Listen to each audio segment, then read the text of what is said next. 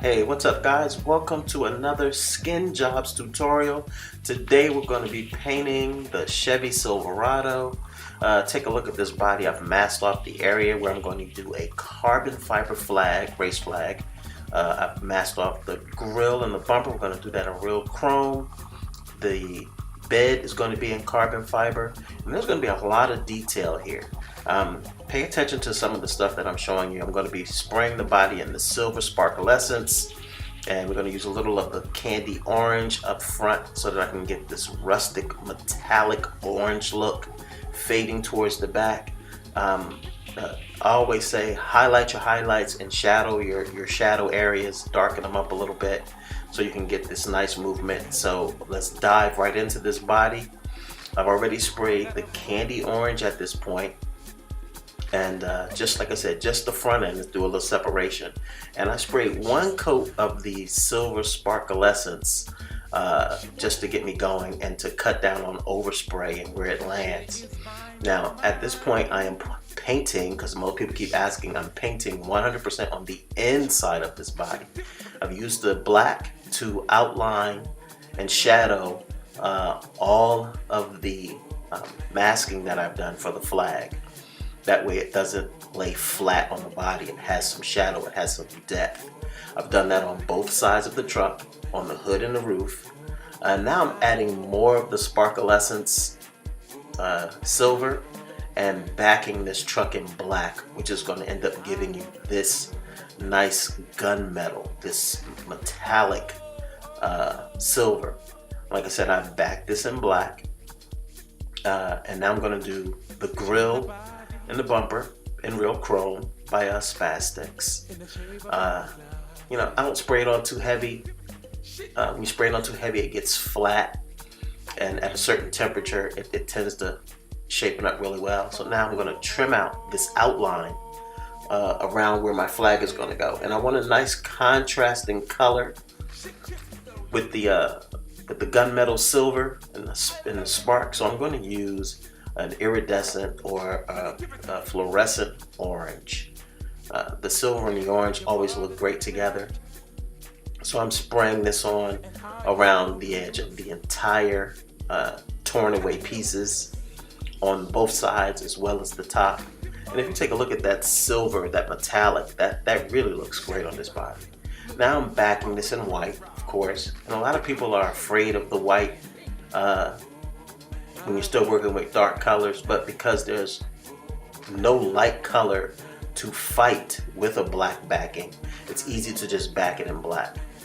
I've laid down the carbon fiber in certain areas, and I'm also doing my white highlights.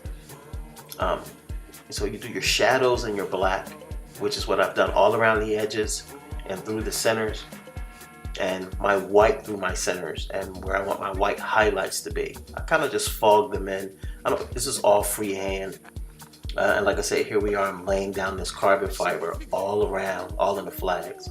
And you can see how the black squares are darker around the edges where the folds are.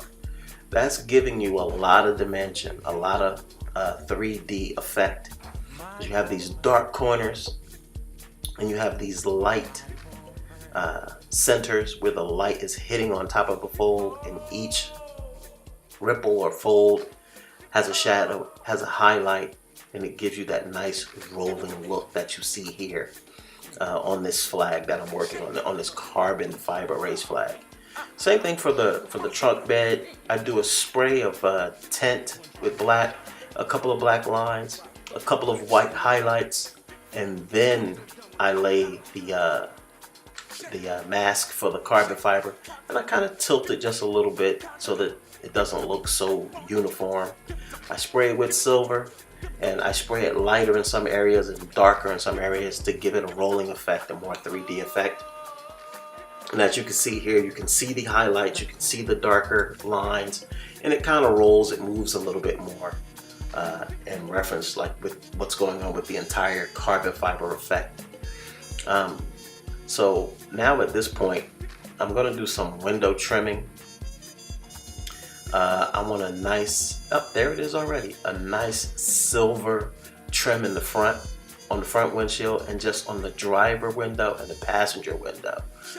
Then I back it in black again, you know, to keep everything nice and clean. But you can see that nice thin silver outline around just the two sides and the top of the front windshield. There's my logo. This body is pretty much done. I tinted the windows, and then I added like a dark tinted line at the top of all of the windows. And now here we go with some photos of this particular body now that it's completed and peeled out. And this body actually came out really, really good. This is a showpiece without question. That chrome and that rustic orange in the front as it's fading towards the back gives this a nice contrast with the orange. And the fade is so fluid that you really don't notice it. I put a couple of the Chevy decals, because they were the silver ones, around the two rear wheel wells, and I think they look great there. If you don't like them, you can peel them off. This body was not for a customer. This was just something that I wanted to do, you know, and to try out, and just to show some of the other things that I'm capable of painting. But in my opinion, I think this body came out really, really nice. And if you have any questions at all with any of the things that I've done, or if you're not sure if this is something you want to try, just send me a message, contact me. Be more than happy to share how I did it and all the information so that you can get your skills up. So thanks again for watching, guys.